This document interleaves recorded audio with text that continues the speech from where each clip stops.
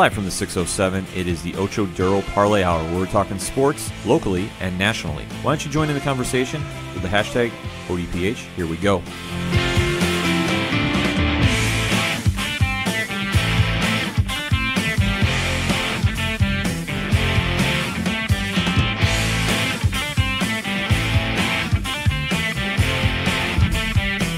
Welcome to another edition of the Ocho Duro Parlay Hour, hashtag ODPH, if you're joining on social media, because, hey, we want to hear from you. I am your host, Ken M. Sitting across from you this week is the one, the only Super Bowl champion, Padawan J. Well, I'm not. I'd like to say I'm a Super Bowl champion, but I'm not. As much as I would love a ring, I am a fan of the Super Bowl champions. You're wearing the shirt, so I figured something might have happened. You signed a one-day contract. I'm not exactly sure. Maybe we'll get a picture of that for the ODPH Instagram. We'll see. Yep. And joining us in studio, it's your coach, my coach, the coach, Coach Duffy.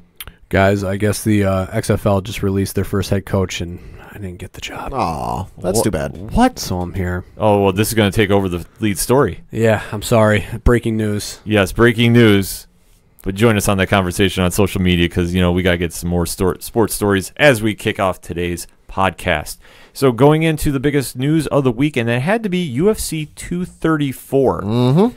Definitely a lot of headlines coming out of this mixed martial arts card from Australia. There was one or two. There was one in particular that we're going into and just kind of get a feel around the room. Middleweight champion Robert Whittaker was forced to pull out of the main event due to a hernia. Mm-hmm. Definitely terrible news to hear. Speedy wishes from us for a healthy and speedy recovery to Mr. Whittaker.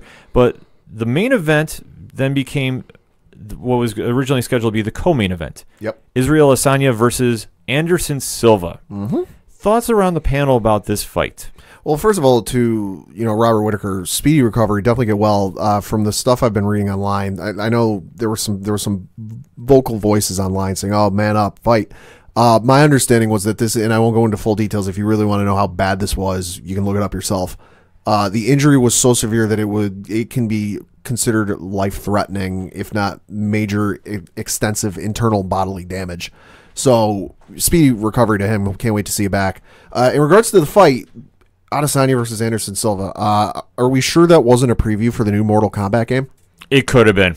It absolutely could have been. Like I know they're working on Mortal Kombat 11, and Ronda Rousey and a bunch of others have been attached to it. But was this like an audition to be in the game?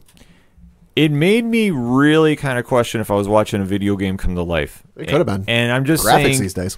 Looking at the fight, and Coach, I mean, I definitely want to get your thoughts in on this. Where do you think Adesanya versus Silva was going to be on that level when you originally heard about it, or was it going to be you thought it was going to be kind of a once and done? Yeah, I mean, when you were explaining the fight, and obviously when we taped last week, I definitely thought it was going to be a one-way sided fight with Silva showing his age. Basically, I mean, at 39, still fighting is impressive. So.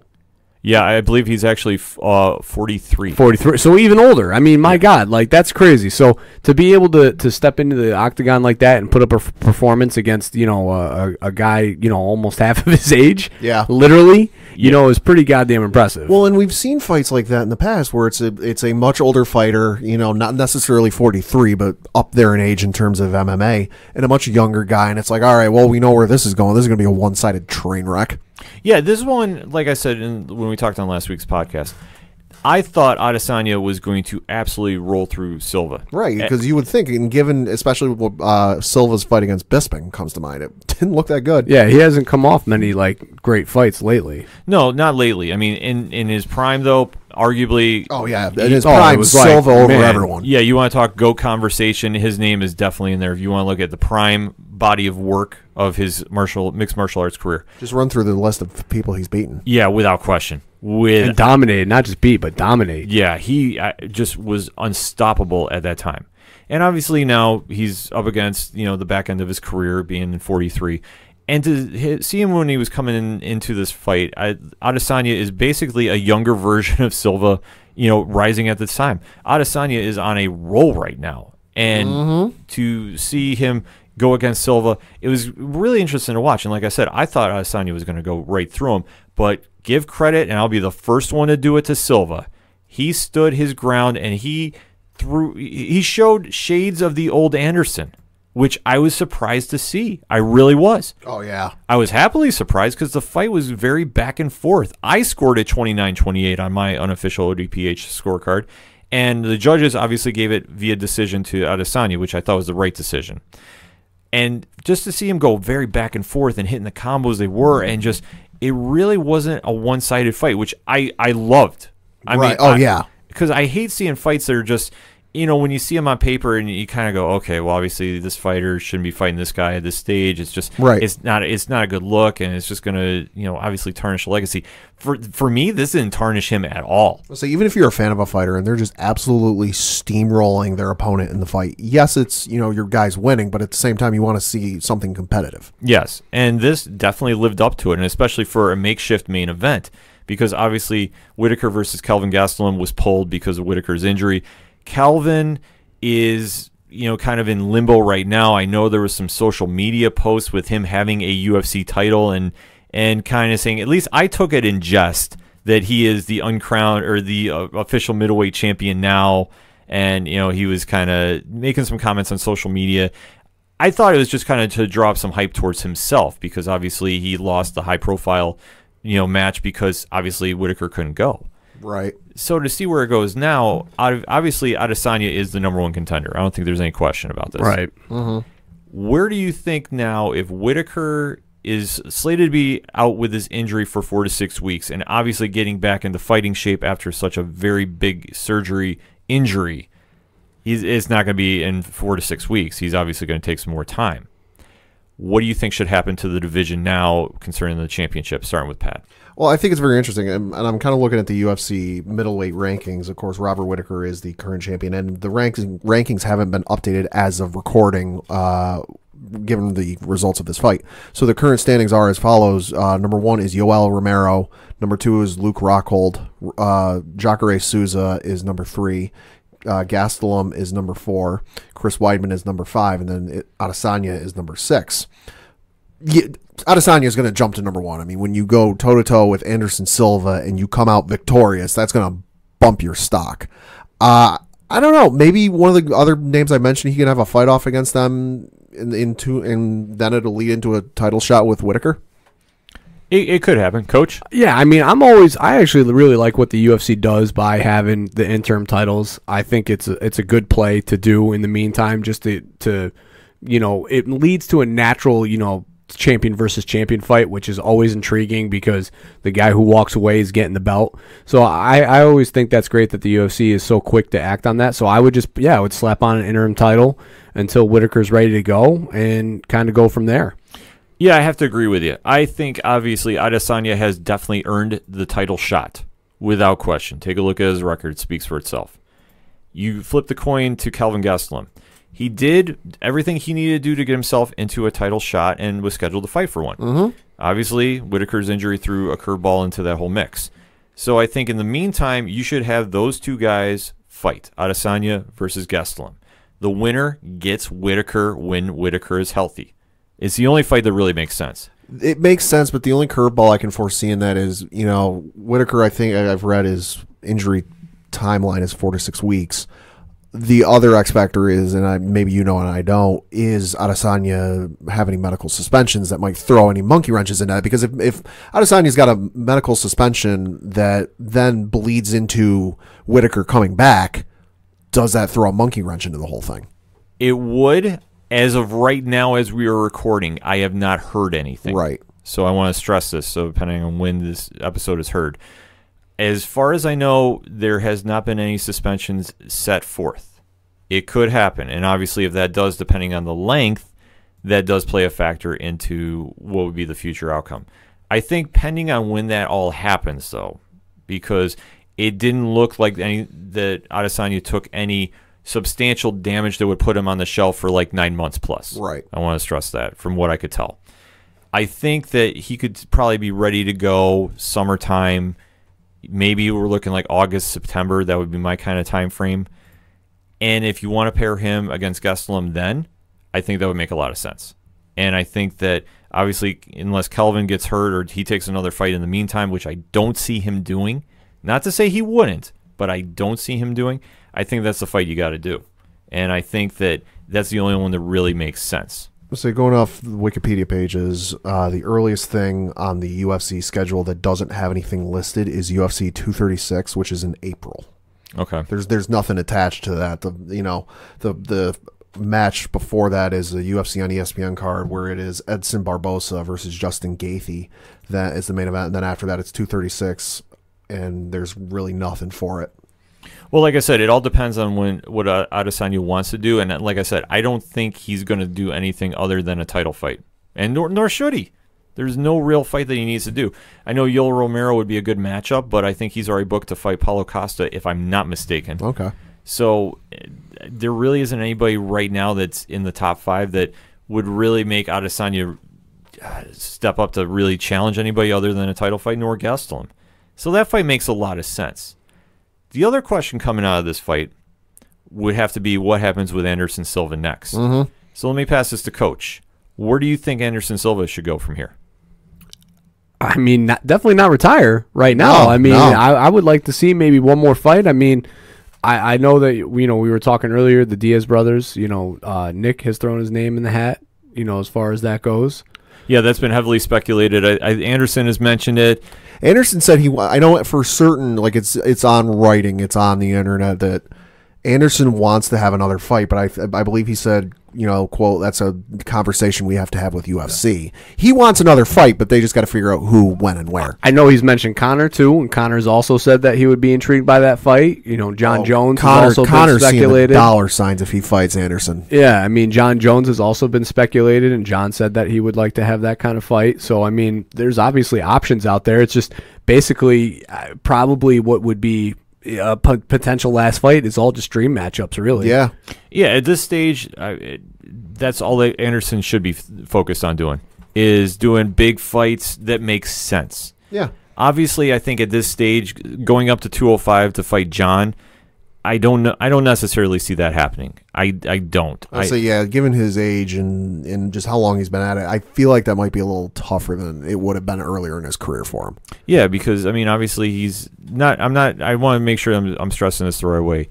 We all come up against Father Time. Yeah. He's on the latter end of his career. Mm-hmm. I mean, how long he's going to keep going still remains to be seen. Making weight cuts and weight jumps at a, say, 23, 24-year-old age is much easier than doing it at twice that age. Agreed.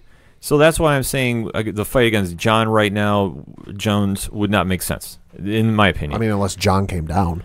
Yeah, but I don't see him doing that. Yeah, there's no way Right. he can. There's no way I don't think he would entertain that. I think the best bet for that fight to happen would be Anderson step up to 205, but I don't think he would do that. Obviously, the last time he fought at 205 was against Cormier. Right. And that one was not a good fight for him. Or even just a catch weight. Yeah. But that would be tough probably to even get through, a commission. Yeah, I agree. I know Conor McGregor definitely was making some noise about it. He'd be interested to do that fight. I don't see that one happening either. I mean, he would have to jump, 30? Yeah. 25 to 30 pounds? He fights Yeah. at 155. He'd have to jump up to 185. Oof. That's a lot. That's a lot of eating. I'm just saying, when he stepped up to fight at 170, he was pushing. Yeah, And right. He did not look the best, in my opinion. That might be one that, like, in his head, he wants to go, yeah, I'll do it. But that's one that his doctor would go, no, Or you're maybe not doing even this. Silva come down to 170. But again, I mean, like we just talked about, that would be real difficult for him at that age. It'd be real difficult, and obviously, I think if he was ever going to come to 170, in my opinion, it would be to fight GSP, George St. Pierre. Yeah. Would GSP step up to 185 to fight him? That fight has been long rumored Say for it's years. Yeah, God, I remember them talking about that when UFC was first even on Spike. Yeah, them right. talking about doing that. I mean, it's the Mayweather-Pacquiao of the MMA world. Yeah, I mean, in their primes, that would have been the best fight in MMA history, in my opinion. In their primes, would have been. Obviously, it never happened for whatever reasons. I mean, there's a lot of different factors going on, but it just never happened. So at this stage, would it make a lot of sense to do? I think so, and I think that there would definitely be an interest to do it. And if GSP could step up to 185, I don't see Anderson making the cut to 170, so I'm just ruling that out in my opinion. I do see, though, a fight with Nick Diaz happening again. I think I fully could see that happening. That fight makes a lot of sense. Neither fighter at this stage really has anything to cement their legacy more than it already has been. I think that fight would draw a lot of interest. Obviously, the first time they went around definitely was a good fight. It definitely had a lot of people's attention, and definitely a lot of very, very good things coming from it. I should say, yeah, because for that time it was just a super fight, and that's what I'm trying to stress at. There was a lot of good things that came from it because at least it kind of opened the door that, okay, we can kind of start putting some super fights together with these guys and really kind of draw that in. So obviously to do a rematch now at this stage, I think would make a lot of sense for both guys. I really do. And it's funny because I think Conor even tweeted out that he'd be willing to fight Nate Diaz again. Yes. In the co-main. Let's say 2 Diaz brothers on the same card on the same night. You can just watch the dollar signs roll in. Yeah, I mean, there'll be a lot of possibilities. Oh. If Conor is not going to fight Cerrone for the interim 155 title, as was kind of being rumored this past weekend, right? Which we don't really have any clarification if that was going to be the case. I know it was tweeted out a few times, but nothing substantial to really falter. But if that was going to happen, that they were not going to do the Cerrone McGregor fight, McGregor versus Diaz 3 would make a lot of sense. And if you want to put that behind Silva Diaz 2, I'm all right with that too. Could the world handle both Diaz's in one night on the same card? I hope so, because oh my Lord, you know what? I'm a huge Diaz brothers fan. Put that in Cowboy Stadium. Yeah, you could probably do that. I think they would probably try doing it, though. I think Silva wants to fight in Brazil again, which sure. Which they definitely would fill that stadium up. Oh, and Diaz would love the natural heel heat they would have just from walking in the door. Yeah, he didn't even have to do anything. They just boo him. Well, yeah, because Anderson's such a treasured figure. Yeah, and down where he fights. So, I mean, it would just make so much sense. And obviously, that fight would generate some buzz. It definitely, there's storylines to be had there. Like I said, there's so many good things that could come from this. And that's the point I'm just trying to stress with this. That fight makes so much sense to do. I don't think you need to have like a Chris Weidman rematch against Silva again. I don't see anything. There's nothing there. Nothing there. Those two have taken such different career paths that, I mean, running into each other again doesn't even make sense. Right. So I think for Silva moving forward, the fights that need to happen is either you finally get GSP to go to 185 and make that happen, right, or you fight Nick Diaz again. And I think that makes a lot of sense too. But overall, UFC 234 definitely had its moments, and obviously a huge star was born with Israel Adesanya, now getting his title shot eventually. Now who he's going to be fighting, that remains to be seen. And with Anderson Silva, he still shows he can still go. And where he goes after this is going to be really, really fun to watch. We'll say we don't know that, but coming up this Sunday for free on ESPN, Francis Ngannou, Cain Velasquez. Yeah. Oh, get your popcorn. I tell you what, I was going to get to that later in the show, but if we want to get into that now. No, just teasing it. All right, we'll get into that a little later in the show because we got to talk a little more MMA action later in the Ocho Duro Parlay hours. So definitely hit us up on that hashtag ODPH. What was your thoughts on this past weekend's MMA action in the UFC? We want to know. We're going to take a quick break. We'll be right back.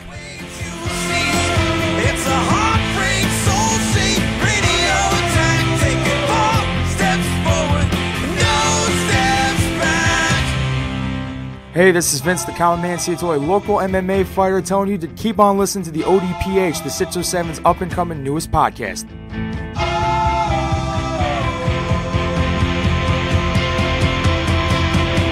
We knew right where we'd be, floating on the airwaves, you see. It's a heartbreak, soul-shake, radio attack, taking 4 steps forward and no steps back. We knew right where we'd be. Coming back for segment number 2 on this week's ODPH, and we're talking football. But we're not talking the NFL. We are talking the Alliance of American Football. It's February. Yep. I know. This is wild. Coach, what is your thoughts on this? You know, I caught actually a little bit of the game Saturday night, a little bit of the game Sunday afternoon. I mean, it's football. It's not bad. The product isn't terrible. The games are all right. And we got football in February.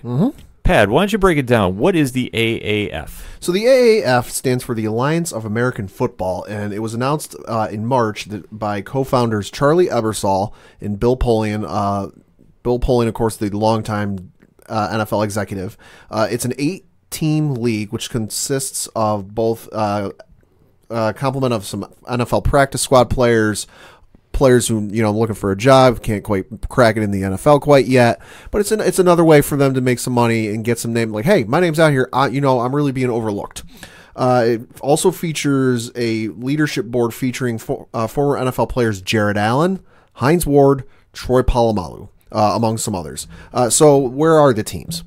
You have the Arizona Hotshots, the Atlanta Legends, the Birmingham Iron, the Memphis Express, the Orlando Apollos, the Salt Lake Stallions, the San Antonio Commanders, and the San Diego Fleet. Now, there are some notable names attached to some of these teams, including coaches and players. With the Arizona Hotshots, you have Rick Neuheisel, of course, former UCLA head coach, as their head coach.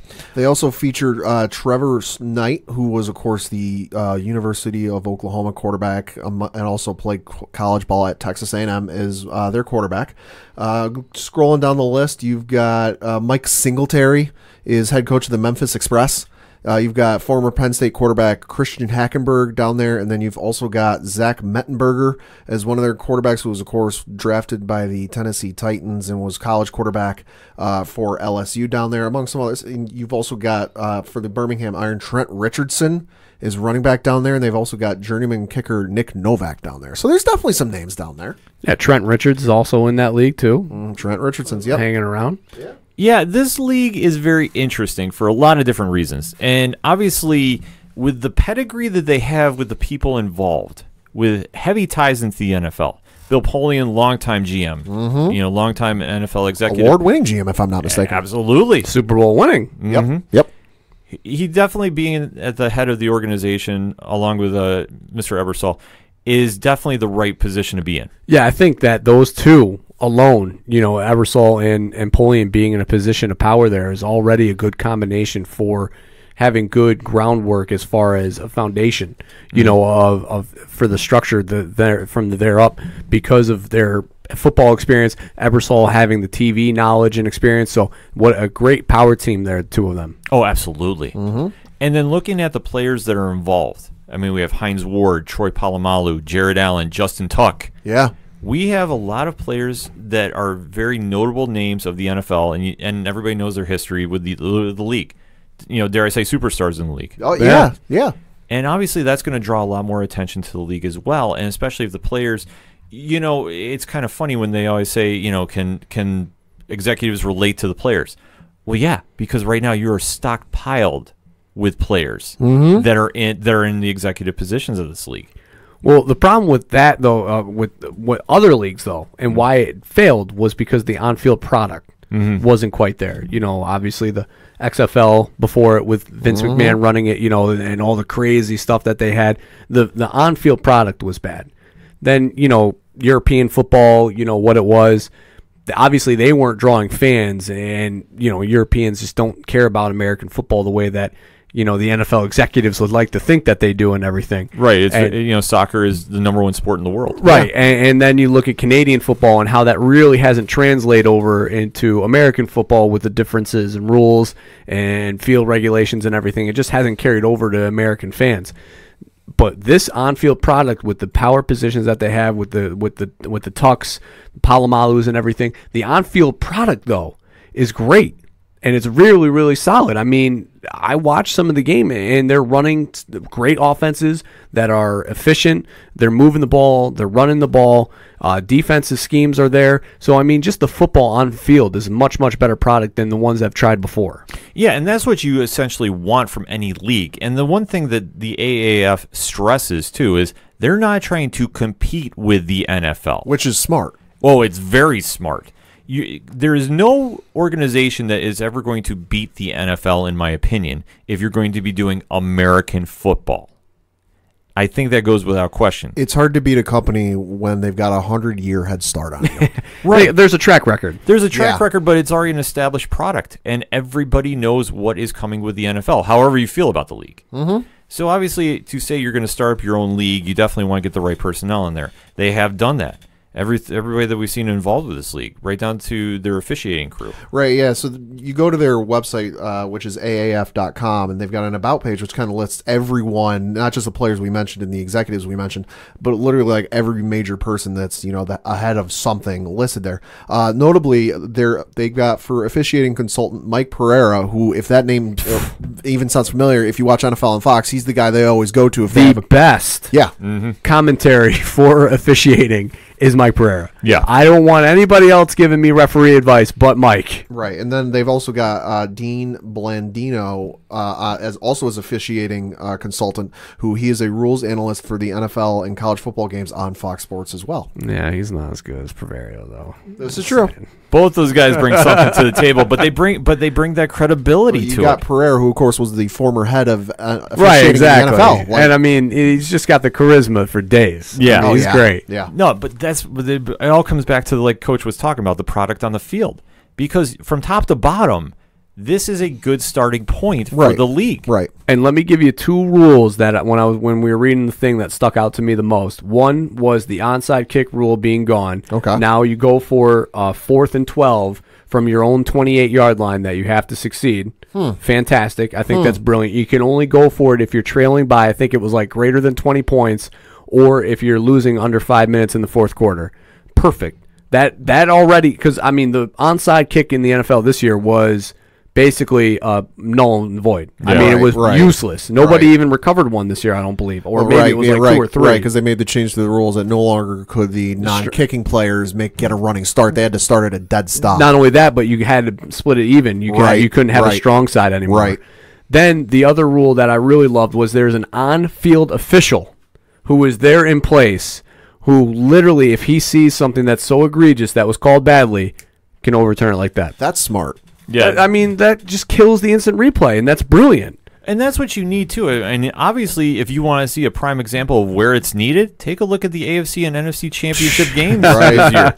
Right there. It's right there, and how they've, almost immediately adjusted it to accommodate. Yeah. It was literally like they watched the game and was like, "Hey, Mike, can you come here? We gotta talk. Yeah, we gotta look at this real quick. We got to figure this in." Right. It's just brilliant, and it just goes to show, okay, they're really focused on doing the product, and then taking a look at the product on the field. Coach, you caught the games. Yeah, I mean, really, guys, like, if you love football and you're going to miss it for the next 6 to 8 months, like I will, if you're waiting for the draft in April, or if you're waiting, for preseason to roll out, this is going to fill that gap for you. I mean, it's, obviously you're not going to have the names like Odell Beckham and Mannings and Tom Brady's, but you're going to have guys who are going out there giving it their all to fight for jobs in the NFL. So to me, that's a win-win situation when you're coming from a fan standpoint, because guys want to win jobs. Yeah, absolutely. And they're knowing that this is, arguably this could be their only shot to make some noise for themselves. Some of them, it's their last shot. I mean, there was a player on the Birmingham team, I believe, who was drafted by the Bills as a 6th-round pick, played 2 years as a linebacker, retired, and came back into the American Football Alliance just so he had one more chance, because he went to be a stockbroker and was like, you know what, I miss playing football. Yeah. He wasn't going to get a tryout in the NFL, but now he has an opportunity to play again, which is great. Yeah, and they're definitely taking full advantage of their time on the field too. Well, and it's funny you mentioned, filling the void until the NFL draft time. Of course, it's a 10-week season with 4 games each week. The final week, they go 10 weeks. The final game listed from their Twitter account is on Sunday, April 14th. NFL draft is April 25th through the 27th. Perfect. And it says playoffs and championship dates to be announced. Now, so here's the funny thing, too. Obviously, while we're talking about on-the-field product, everybody saw the hit. Yeah. There is a very big viral video going around that if you haven't seen, and it shows a defensive player just absolutely tackling to an umpteenth degree quarterback in the league. Mm-hmm. Now, Pad, as our reigning Super Bowl champion fan here of the Patriots, now do you understand why? Now, this is going to be my counterpoint to this. Do you now understand why the NFL has put in those rules to protect quarterbacks? No, I get it. I never questioned it.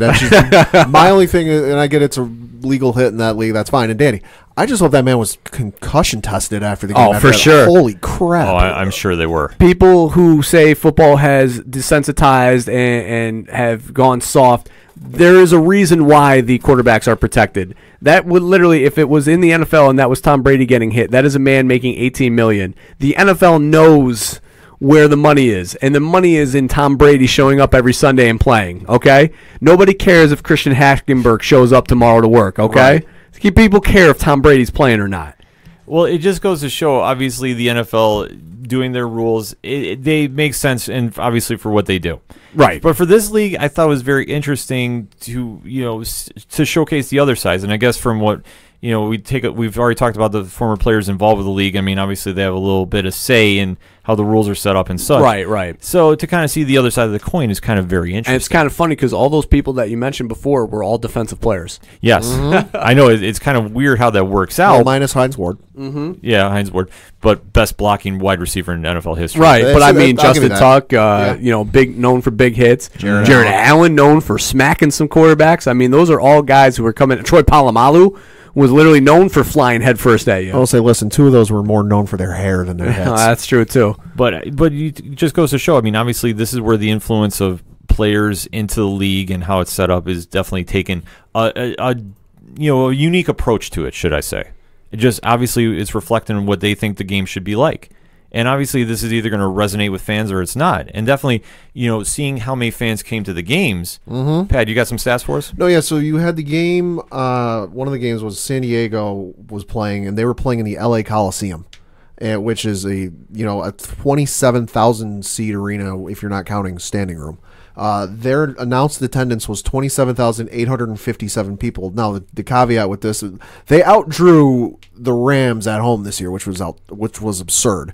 But the caveat with this, and the kind of little asterisk, well, yes, they did outdraw the Rams at their home games this year. Asterisk, tickets for a Rams game on the 50-yard line are starting at $150. Tickets for this game were $20. Still, if you want to get somebody to check out a new product, you're not going to charge through the roof, right? And it got a 2.0 rating. Yeah, on a Saturday night, 2.9. 2.9. So that's pretty solid. That's solid for a league that nobody really knew who was playing on. Yep. Let's be honest, nobody. I literally didn't even know the first game was Saturday night till you texted us in the group chat. Chat. I had no idea. I thought it wasn't coming on till later in the summer, and then all of a sudden you're like, "Hey, who's going to catch this out tonight?" And I was like, I mean, I got nothing going on. I guess I'll watch a little bit of it. So right. I channel surfed in and out, but I had no idea. Yeah, but this just goes to show. I mean, they have a new league coming out, but for a first impression, though, I think they made a very good one. Was it lights out? Am I saying I'm going to go buy season tickets? No, not yet. But I think for showcasing another football league to the mass audience, I think they did a nice job. Well, the biggest thing is, too, is like we were talking before the show, it just came out that the Birmingham team is going to affiliate with the Pittsburgh Steelers. Right there already goes to show the working relationship that they're going to have that will lead to its success. Yeah, because they need to. Because I think if they try going head-to-head with the NFL, it's just not going to resonate for succeeding with American football. Or even if they just try to say, hey, we're a different product than the NFL, come watch us. Like anything that other than associating themselves with the NFL would hurt. But the fact that they were like, no, like their first statement was, we want to work with the NFL. That is our end game, was the most brilliant thing they can do, because as you saw with the G League and everything, and everybody watched with the D League, as it changed to the G League, slowly teams started, trickling into becoming affiliated with, those teams in the lower division, that now a lot of teams have utilized the D League as far as sending guys back and forth, that now it's a self-sustaining profit for the league, Yeah, and that's what they should do. I mean, anytime you take a look at how minor league baseball is, and and the minor leagues of hockey. I mean, it's crazy the fact that two of the biggest sports in the NBA and the NFL had nothing for years. Right. Yeah. And now they're starting to finally see the opportunity there, which I think is huge. And especially for one other point that I'm going to get to before we close out the segment is the audience there for football, or are they having football fatigue? You're always going to have the people who will, the only channel they ever watch, and if they could swing it that way with their cable provider, only give me, the channels that show football, and they're fine with that. That's all they care about. That's all they watch. You're going to have the people who want to watch football 24/7, 365.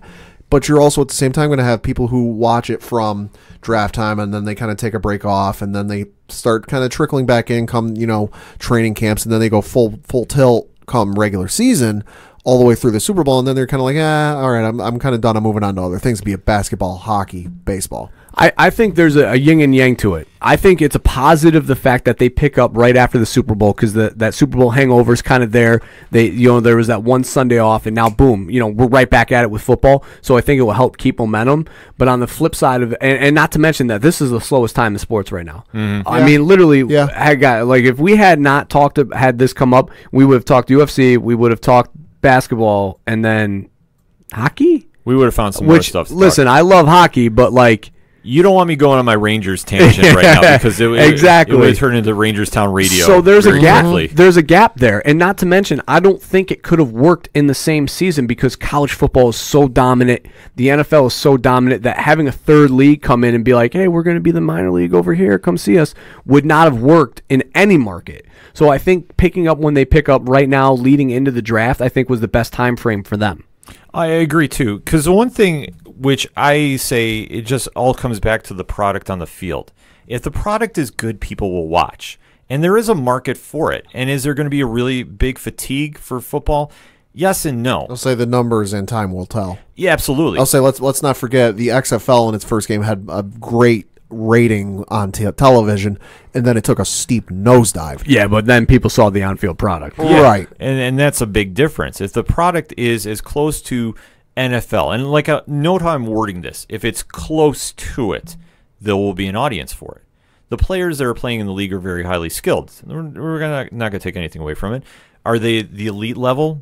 Yes and no. I mean, depends. We still got to see a lot more film on guys. Right. But they're going out and they're playing the game, and they're playing the game in the sense of the competition level is one that is worth watching.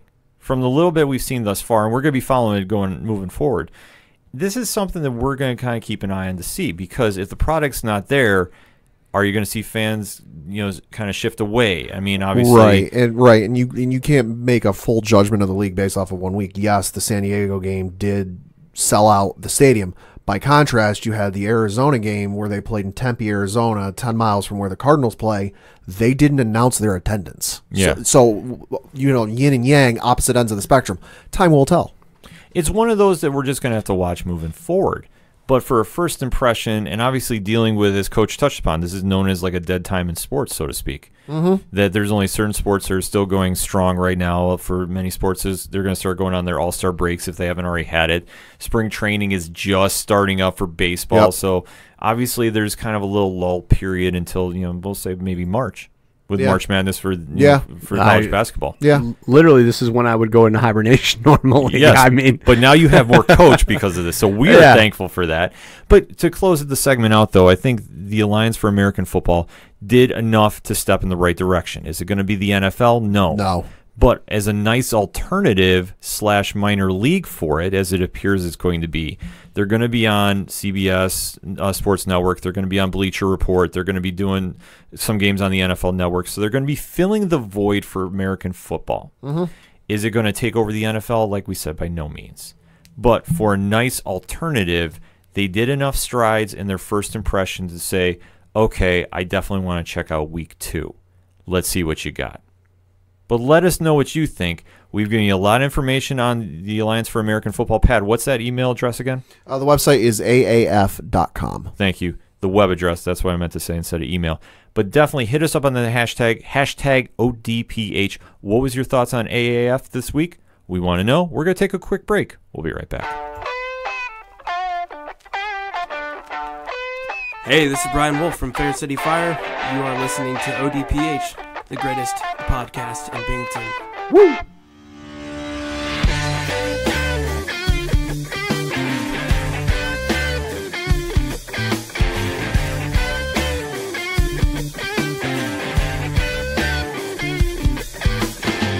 Hot lips touching, cool thighs feeling, shot running up, her spine spinning, long day to a long night, but I'm not stopping till I get it right. Coming back for another segment on this week's ODPH. And, Coach, you want to sound off. Tampergate over here. Absolutely. I mean, it's ridiculous. The NBA right now is just, it's out of control with all the innuendos and speculations, and so just in the last 24 hours, not even removing ourselves from the Anthony Davis saga, is you've had the New York Knicks post season ticket holder renewal forms with a picture of Mitchell Robinson and KD on there, Kevin Durant, which got immediately removed from the NBA for tampering. Yep. They had to prevent any what's the word I'm looking for? Suggestions. It's in tampering. Innuendo. Thank you. Innuendo. Yeah. So I mean that got removed. Then you had Ben Simmons reach out to Magic Johnson, who allegedly Magic Johnson reached out to him in the summer to talk about being a quote-unquote big guard. Yeah. Yeah. And then you have not even mentioned that I got to go back to it. Kevin Durant just had a TV show come out now with Steve Ballmer as his first guest on his show on ESPN. Right. Who, if you don't know, the Clippers now have room for 2 max contracts this summer. There's just so much going on. I mean, obviously the Anthony Davis saga has just domino affected every team in the league. That now everybody is just on a heightened sense of alert of tampering. I saw a really good tweet today that I can't remember who it was from, but it was from a pretty big NBA writer, and it was like the on-court product this year has been probably one of the best seasons that they've had, and the off-the-season court is literally taking all of that away. It's dominating. If you go on any NBA Twitter, It's like a soap opera. it literally is. That's crazy. And it's wild because, like coaches talked about, and I agree, I think I've watched more NBA regular season this year than I have in other years. Not necessarily for any specific reason, because God, the Knicks are awful, and I can only handle so much. But I've watched more games, and even in the games that the Knicks are losing, the product is better. And this is just something that nobody's really talking about. The other teams that are doing well in the league, everybody's talking about the off-court drama. Right. And now, dare I say, we're getting into another, off-season, media circus, like the first time the decision was made. Right. In Miami. Right. But worse. In my opinion, this is worse. I think this is I think it's way, way worse, just because of the standpoint that 2 teams now have actually cleared the cap space to be able to sign free agents, because never before, when Miami did it, let's not forget that there were trades because they didn't have the cap space, and they waited for Dwayne Wade to sign their contract and use their bird rights to be able to go over the cap to extend the rights to get him. So this is the first time in history that 2 teams have actually cleared the space. So, I mean, you've got Kyrie, Jimmy Butler, Kawhi Leonard, you have Kevin Durant, Klay Thompson. All these guys are free agents this offseason that it's literally going to be just madness. Yeah. And now everybody, because what is Marcus Cousins on that list too? Yeah. Because what has happened now with the whole Anthony Davis saga is now everybody is trying to, really watch what's getting said, or if there's any small interaction. Oh, everybody's reporting everything. Yeah. Everything. Right. Everybody's tattletailing on everybody. Right. And you know what's going to be the wildest weekend? All-Star weekend. Oh, Yeah. Lord Every have mercy. player's just, even if they're just saying hello to each other, Oh yeah, it's just going to get reported. is going to get reported, by somebody as being something more than just somebody saying hi. Well, I watched a little bit of the selection show, the All Stars, just because I just wanted to see how the players would interact together and picking players. The Giannis reaction to LeBron picking AD as his first bench player was priceless. Yeah. That was fantastic. Isn't that a form of tampering? Absolutely, it's a form of tampering. Why else would he pick him first? Well, that's why LeBron took a nervous sip of his water bottle. Yeah, and I mean, not to mention the fact then they the trade that happened after the draft, which was another form of tampering, as he traded for a pending free agent. I think it's silliness. Now, in the Knicks sense, if you haven't seen the picture, it's a picture of Mitchell Robinson just hunched over with KD standing next to him. It's an image that you can probably Google search and find 1,000 different versions. Yeah, of I mean, different it was players. literally it's so a generic photo. The Knicks released a press release today that said, "Listen, we just used an image that we had from our media. It was an accidental thing." Now, this the ironic part was this was what they were sending to their season ticket holders to fill out for their renewals. Right. So that's where it's that's where the real humor is in all this, because it was All right, why are you using that picture of KD for your renewal packet? I mean, come on. Yeah, you could pick any other You player could have in the literally league. picked you could have picked just a team photo. You could have picked, Fizdale. You could have done a million different things, but you picked Kevin Durant to be on your renewal picture certificate. Yeah, it's grown to the point where it's just like mass hysteria. Well- Like everything is just so like getting run through with a fine-tooth comb. And the mass hysteria thing comes from the Ben Simmons, for example. I mean, that literally is like NBA players work with legends all the time. You hear about how David Robinson or Hakeem Olajuwon came and worked with Kobe Bryant on his post moves, and how other legends have came back to work. Kevin Garnett is another good example of a guy who comes back and works with Karl Anthony Towns. So it's like him reaching out to Magic Johnson makes a lot of sense because he was a quote unquote bigger guard. But the 76ers and Elton Brand were like, no, we're not having this at all. Yeah, and nor should they, because now you have to watch if you're a team, and obviously we're just focused on New Orleans. That when you have a star player that said they want out, and obviously it's turned into such a distraction for your business and your fan base, that you want to make sure that if you're in another team like Philadelphia, that this doesn't happen with you. That suddenly, Ben Simmons talking to Magic Johnson about basketball is now saying, he wants out and he wants to come to LA. And he wants to get away from Embiid. He doesn't want to play with him. Yeah, it's just like, wait, what? Like, what are you like? The stories are just going so like out of control. And I mean, I can understand teams watching and making sure, because it's now grown to a point where you just have suddenly players are saying they want out, and now everybody's dumping salary money, and now everybody's getting ready for like the wildest free agency in recent memory. Right, and the whole Ben Simmons Magic Johnson thing could be making mountains out of molehills. We don't know what was said. For all we know, and this is without looking at the schedule, 76ers could be coming up on where they got to play in LA, be it the Lakers or the Clippers, and he could have called up Magic going, hey, we're going to be in LA the next couple of weeks. I got some family and friends coming out to see the game.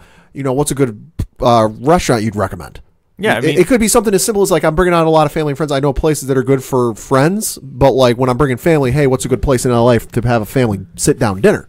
It could be something as simple as that. It doesn't always have to be, hey, you want to come out to LA next year? Yeah. I mean, it obviously goes to speak of what's going on in Philadelphia, though, that if Sam Hinkie and Elton Brand are that worried about, Magic Johnson and Ben Simmons working together, that obviously those internal, things that have been talked about between him and Embiid must be very true, and there must be, some footing there. It's like someone's not trusting the process. Yeah, exactly. Well, it might be something, but I honestly think, in my opinion, that I think the Anthony Davis situation has made many GMs and many personnel get very nervous and very quick to react because of just how suddenly that just blew up, and that went and how big it got and how much was offered to it, because realistically, if that trade would have went through, the Lakers would have started needing to pull people in from the G League to fill out that roster. Oh yeah, I mean, and not to mention, obviously this isn't Magic's first rodeo here with tampering, because he's obviously kind of been one of the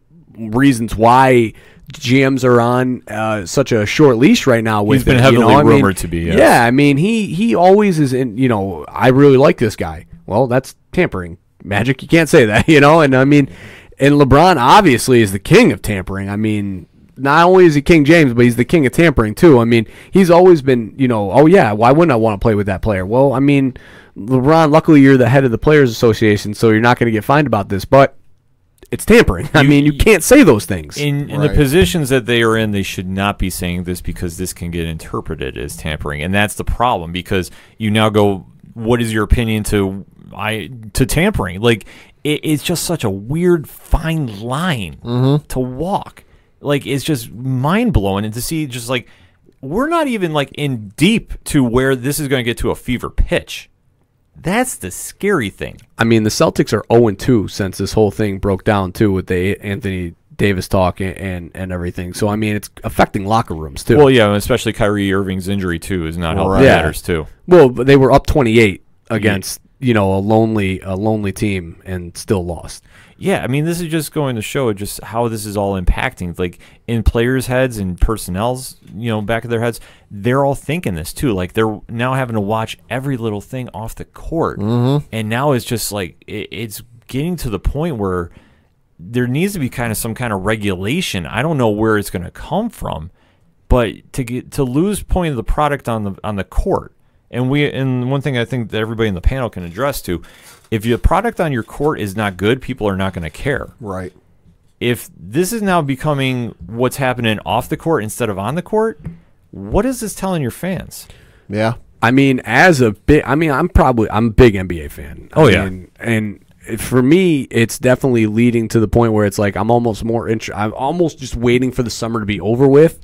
Just so, especially being a Knicks fan, I'm we're done. there. Yeah, I'm already in the summer. I'm waiting for the draft lottery. I'm waiting for all these things to happen, just so it can be over with already and we can kind of move on. Because I mean, it's so much. It's just so much. Zion and KD and Kyrie and who's coming to the Knicks, and people are talking about the only way that the Knicks can pitch to Durant to come is that he's going to be the savior for New York. It's like, just get to the summer already and let's just get this over with. Yeah. Pat, anything final? It's going to be a wild rest of the season. I mean, we're not even at the All-Star break yet. Usually the big NBA focus isn't until 3/4 of the way through the season, realistically, when you start getting into games left and who's in, who's out, but it's just wild to see. This is just going to show the current climate in the NBA is it's truly surreal, at least to me as a fan. We're spending a lot of time talking about off-season or off-court issues, should I say. And right. Obviously, it's just a lot of gossip and a lot of rumors. I mean, obviously, when you're having teams released, such as in Philadelphia's situation, about Ben Simmons and possibly tampering from LA because he had a conversation with people from LA, this is where it's kind of going to the point is, okay, where's the regulation going to come in? Because at the end of the day, it's supposed to be about basketball, who's on the court and who's playing. And obviously where players are going and where they are, obviously putting on uniforms is a big deal. And there's no question of that. None. But I think at the end of the day, it's got to come back to, okay, we need to get through this season before we can worry about what ifs down the road. I'll just say I'm thankful that they moved the trade deadline up. I mean, I think it just from a standpoint of everything related to basketball, it just helps get this out of the way that hopefully after the All-Star break, as we start to wind down the races, we can start to focus on the actual on-the-court stuff and then worry about the summer come the summertime. Absolutely. Couldn't put it any better, Coach. But definitely let us know what you think. Hit us up on that hashtag ODPH. What's your thoughts on the current climate in the NBA? Who do you think is going where this offseason? We want to know. Hit us up on that hashtag. We're going to take a quick break. We'll be right back. Hello, this is Tom. This is Bill. This is Nick. This is Jimmy. And we are Floodlands, and you're listening to you're listening to a podcast on the ODPH. Coming back for the final segment on this week's ODPH. And Pat, kick us off with that local minute. Of course, local minute, we got to talk Binghamton Devils news. Over the weekend, they had a back-to-back game against the Cleveland Monsters. Both games were in Cleveland. They won the first game on Saturday by a final score of 3-2. They won the game on Sunday by a final score of 4-3. Got a nice 3-game winning streak going. Looking ahead to this weekend, they've got a home game Friday, February 15th against the Rockets at 7:05. And then they've got another home game Saturday the 16th with a game time of 7:05 also against the Rockets. More information, binghamtondevils.com. And we got to talk those Binghamton Bulldogs too. Yeah.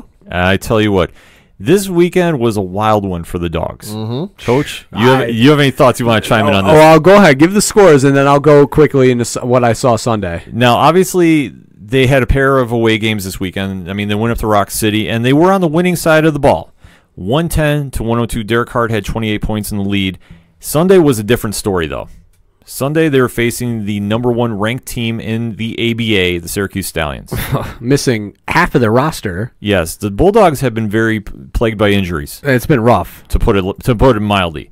But they did show up for the game, and I definitely want to say the halftime score, they were within, 4 points? They were winning. They were winning at halftime. Okay. Yeah, so the Syracuse Stallions actually had a live feed on their Facebook. Not as good as the quality and production of our Binghamton Bulldogs. Shout out to Jimmy Evans. I mean, way better production quality there. But nonetheless, watching the feed, the Bulldogs I don't know if anybody knows, Syracuse Stallions team is huge. They're like the Monstars from Space Jam. Their guards are all 6'6" or taller. Like, they're scary tall. Yeah, and like I said, it's meant as a compliment. Yes, absolutely. I mean, they are long, and obviously Jimmy Gray and Chris Cartwright are 5'9", so it's a difficult matchup for the Bulldogs, regardless of whether they're playing or not. But they got hot from the 3-point line. They were making some stops defensively, but just too much in the third quarter, and they just couldn't hold on. Yeah, I mean, Syracuse ultimately won the game 122-94. Chris Cartwright did his thing. He had 32 points in the loss. I mean, but what can you say? When Syracuse got hot, I mean, and they got hot in the third quarter. They went on like a 32-4 run. Something like that. That's it was crazy. It was insane just watching. But, I mean, you got to tip your cap to Syracuse. They are number one for a reason. I mean, they got, if you don't know, they've got Derek Coleman, son, on the team, who is an absolute monster. He played at Syracuse, didn't have, the great probably run that everybody was projecting him to have, but now he is a monster in the ABA. Yeah, and obviously Syracuse is doing their thing, so we tip their caps to them. And obviously the Bulldogs got to do some work, and they're going to be back home this weekend to do it. They got a pair of games against Scranton and Pottstown, especially. BinghamtonBulldogs.com for more information. Definitely get out and support the Dogs because, hey, they deserve it. But definitely put up a valiant effort, though, against Syracuse. Cannot stress that enough. So why don't we start rounding those bases? Pad, you want to kick us off? Yeah, sure. I got two quick things, both in the world of baseball, although one's baseball/football. Kyler Murray, of course, the Heisman Trophy-winning quarterback from Oklahoma, has made his decision on what sport he was going to play. And? He tweeted out today, there's a long quote if you go to his Twitter handle, which is @theKyler you can read the full thing, but the important part is, quote, "Moving forward, I am firmly and fully committing my life and time to becoming an NFL quarterback." So that's, of course, answering the question, what's he going to pick? Baseball, football. Should be noted, though, he tweets this out 4 days before he was scheduled to appear for spring training with the Oakland Athletics. It also is noted that he is returning 1.29 of the $1.5 million signing bonus the A's gave him last year, so he's given that back, and he's going full-time into the NFL.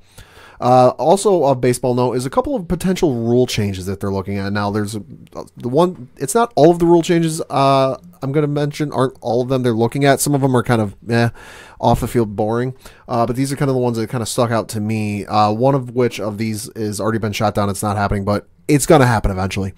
First one is adding a 26th roster spot. Now currently baseball teams, unless it's a day-night doubleheader, they have 25-man roster that they can have on the team. On day-night doubleheaders, they are allowed a 26th person just for flexibility because, well, it can be taxing on especially bullpens if you have a day-night doubleheader. They're looking at making that a full thing. They're looking at, and I can't believe this one, they're looking at reducing the number of mound visits. So this was the first year with mound visits, which was defined as, if a coach or player goes to the mound to talk to the pitcher, now there were 6 per game.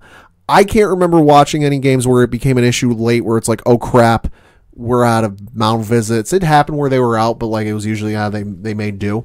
But they had 6 per game, and it worked out pretty well because the whole goal with limiting mound visits was to speed up games.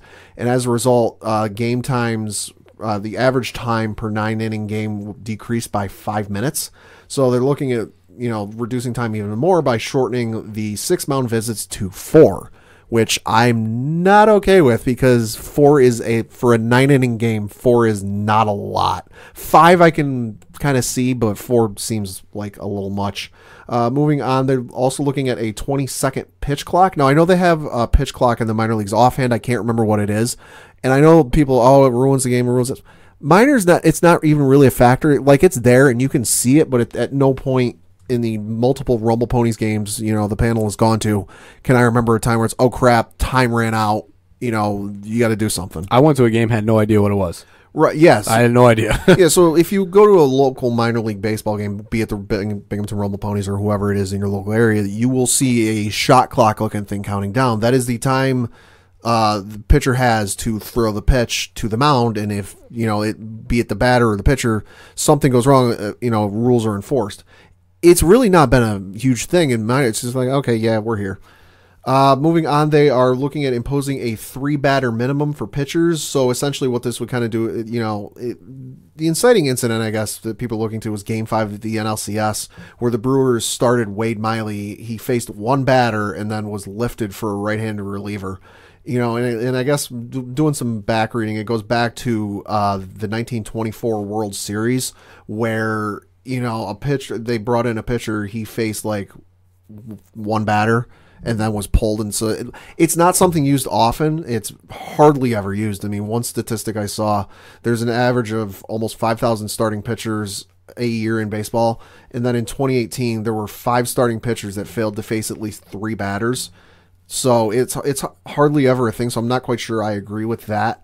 Another notable one is a hard trade deadline. Now, I know their baseball does have a trade deadline, but they can also trade players after the July 31st. Yeah, it's kind of a weird thing with the waivers and all that It's nonsense. waivers. It's a whole thing. But this would be a hard trade deadline where, you know, July 31st after the All-Star break, done. Can't make any more trades, which I'm all for. And then this is the one that got shot down, but it's going to happen eventually. Universal designated hitter, meaning there'd be a designated hitter in National League parks. Gentlemen, I want to know what you think about that one. A designated hitter, I'm all for. Yeah. I don't think pitchers should be batting. Ken, I agree with you 100%. Yeah, obviously, I mean, if you want to break it down, I mean, Pat, you can definitely go into full details about this. No, yeah, because the thing of it is American League, we'll say that teams like the Yankees, the Red Sox, the White Sox have designated hitters. It's a rule that was implemented, I believe, in like the 70s or so, where the pitchers don't have to hit. But National Leagues, it's the older league, you know, they've still got the rule where pitchers have to hit. Yes, it's appealing to see pitchers like Bartolo Colon, big sexy, hit a home run. I will grant you. But the issue you run into is Shin-Ming Wong for the Yankees years ago. I mean, you can run down the list of pitchers who've been injured rounding the bases in National League ballparks because for a lot of them, they haven't had to pitch or run the bases since like middle school or high school. So the idea is cut down on injuries. I get especially nervous whenever the Yankees go to a National League ballpark and we've got like a Luis Severino, Masahiro Tanaka or whoever rounding the bases and I'm like, just jog. Don't bust it down the line. You're not going to get there anyway. Just take it easy. Don't hurt yourself. Yeah, I mean, obviously, having a DH, in the American League and National League is huge. And I think it's the right move to do at this stage. Yeah, so it's not happening this year. It got shot down. Rob Manfred, our commissioner of baseball, said it's not happening this year, but it's going to happen at some point. Yeah, so it's going to be interesting to watch what baseball changes up. I mean, obviously, it's a time-honored tradition game, but obviously there's rules that can be changed and rules that can definitely help the game moving forward. Mm-hmm. DH is one, in my opinion, without question. Coach, what you got for us? Speaking of a time-honored tradition game, the first American sport, ladies and gentlemen, lacrosse is back. Mm-hmm. Yes. Your boy will be broadcasting on ESPN Plus this Saturday. The Binghamton Bearcats at the event center will be playing the Colgate Raiders. Ooh. Tough matchup coming off Colgate upsetting Syracuse in the Dome, 12-9. So that is going to be a very tough matchup for BU. This is their first game of the season. Obviously, like I said, Colgate coming off of a massive win, probably the biggest in program history, since they beat Syracuse in 2012. So, I mean, it's a pretty big deal.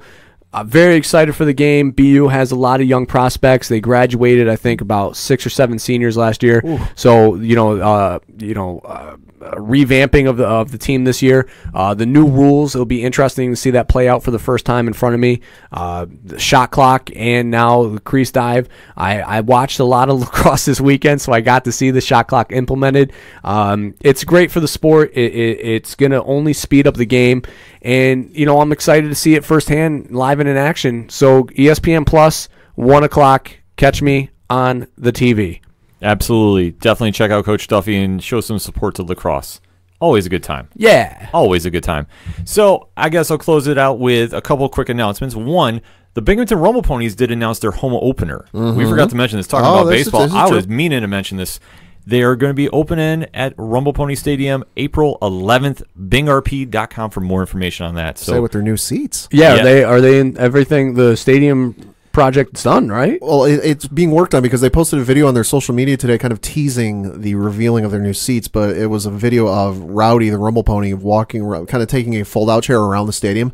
There's not a seat to be had in that stadium right now. I mean, I know that there was some underlying controversy regarding that, but that stadium needed some revamping. Yeah. I'm sorry. Yeah, I mean, they've been taking steps in the right direction. Yes. Obviously, since where they left with the Binghamton Mets to now where they are with the Rumble Ponies, and every year they've done something different and something to upgrade and something new. I love going down to the stadium. I am one of the biggest fans of going to it. And obviously, and I've said this many times before on very past episodes, which you can download and listen, for the playback. They're doing so much to just energize that stadium downtown. It's a different feel when you go to the stadium. Well, and especially being interactive with the local area. Yeah, it's just a whole different vibe down there, and I love it. I love going down there, especially when the Excite Wrestling is down there doing their big show in the summertime. Shout out to Johnny Moose and company. But overall, though, I mean, it's a great time to get down to the stadium on a good summer night too. You can't beat it. No, and obviously, April 11th is probably going to be a little cold, so I say bundle up just a little extra. What do you? I mean, come on! I'm broadcasting the game on Saturday outside, cold. See, April 11th. I'll welcome that weather. It'll be snowing. $10. I know. Yeah, Friday projected snow. I'm scared for my life. No need. I'm gonna have frostbite like Mr. Deeds. Yeah, but don't show fear, Coach. Don't show fear. Yeah, I'm gonna have hand warmers, so there will be no fear. He'll be ready for that game this Saturday, and we'll be ready definitely for April 11th. So definitely stay tuned for that. BingRP.com for more information. But we got to talk a little more MMA action to close out. 2 big fight cards this weekend. One is Bellator, and I got to admit, I am looking more towards this main event than I am the UFC one this weekend. I'll say the UFC one's going to be real short, and chiclets are going to go flying. Oh, yeah. UFC could go a little way, but Pat, why don't you break down the Bellator one for us? So this is Bellator 216. It takes place on February 16th. That is this Saturday, if I'm not mistaken. Yep, this Saturday. Your main event is Michael Venom Page versus Paul Daly. Your co-main event is Czech Congo versus Vitaly Minikov. And then you've also got Mirko Krokop versus Roy Nelson. That's a throwback fight. Yeah, I mean, obviously, Krokop, legendary career. Legendary. Roy Nelson has definitely made his niche in the game, too. Honestly, I'm going to take Roy Nelson in this one. Yeah. I think that's how it's going to go. Nothing against Krokop because, I mean, obviously, he hits you one of those leg kicks, and it's done. It's lights out. So, very interesting to watch. Good nostalgia fight for me as an old-school fight fan. Obviously, Czech Congo has been on a tear since he's been in Bellator, so I'm going to give him the tip of the cap there. And then we get to the fight, and I will say this. For a fight that's not in the UFC, this one I've had circled on the calendar for a long time. If you have not seen Michael Venom Page fight, go web search him.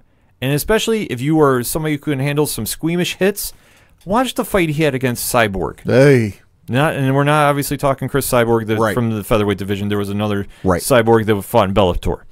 And you want to see one of the nastiest knee shots to a head and just hear the smack. It is horrific.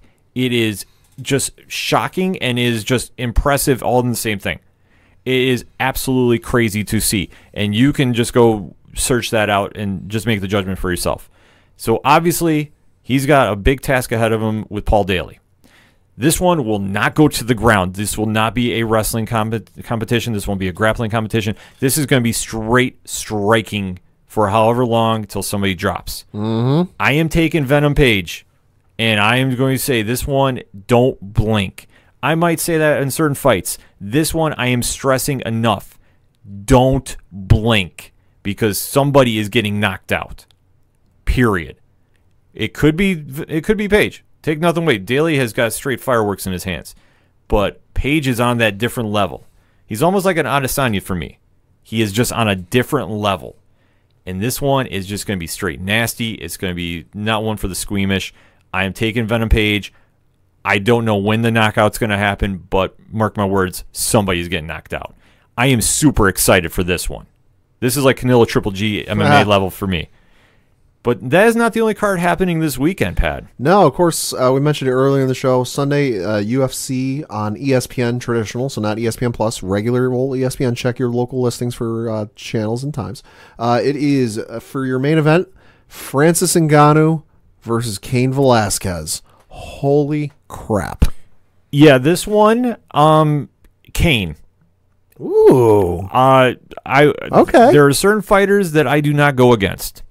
Cain Velasquez is one of the most impressive heavyweights to ever fight in mixed martial arts. The cardio tank on him is out of this world. So if he's not fighting at a weird elevation, he's going to wear out Ngannou. Badly, in my opinion. Coach, you have any thoughts on this? Well, breaking news here that Daniel Cormier just said that he's going to push his retirement fight out to spring or summer. Ooh, really? Okay. Oh, interesting. Very interesting. And obviously, he will not be fighting the winner of this because he will never fight Cain Velasquez. Sure, No, right. But I I won't. mean, I'm just shocked to see it. Obviously Cormier, not looking to retire just yet after speculations that he would. Right. I don't think he's going to until he fights Lesnar. Until I mean, that's kind of what this is pretty much setting up to me. Yeah. I think this is all signs are pointing to him versus Lesnar. But take nothing away from this weekend against Francis Ngannou and Cain Velasquez.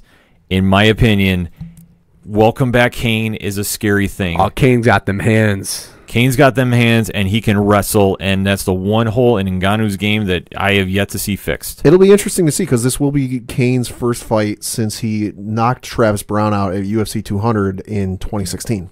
Yeah, he's had the injury bug like him. Yep. But no, I'm not betting against Cain Velasquez in anything. No. At all. I tell you what, I still have horror visions of the beating he gave to Bigfoot Silva Oh, God. when he came back. Ugh. Oh, and, God. And just, he is no joke. He is the guy that absolutely just annihilated Brock Lesnar for the title. Oh, God, that was brutal. That was absolutely brutal. Cain Velasquez is on a different level, and if he's healthy, Brock won nothing of that either. He knocked out Bigfoot like a minute into the first round. No, he took him down on the ground. I just remember just him dropping elbows, and it was just the nastiest display of just like, he's back, and everybody run. Cain is just on a different level, folks. And take nothing away from Ngannou. If Ngannou can lay a hand on him, he's got a chance. He can put anybody out with his power. But Cain is going to take this to the ground, expect elbows, ground and pound. This could end in the first. It probably will. It's the heavyweights. I'm not lying about this, folks. Don't miss this weekend of MMA action. There's so much going on. Oh my gosh. I can't even stress it enough. Between Venom Page and Paul Daly, which I think is the better matchup, take nothing away from Velasquez and Ngannou because that one is going to get somebody's going to get knocked out in that one too. Mm-hmm. I think Cain's going to be throwing some bows in that one, so look out for that. But that's all we got for this week. So for Coach Duffy, good night and good luck. For Padawan J, Thank you. I'm your host Ken M. Thank you as always for listening to the Ocho Duro Parlay Hour. We'll see you next time.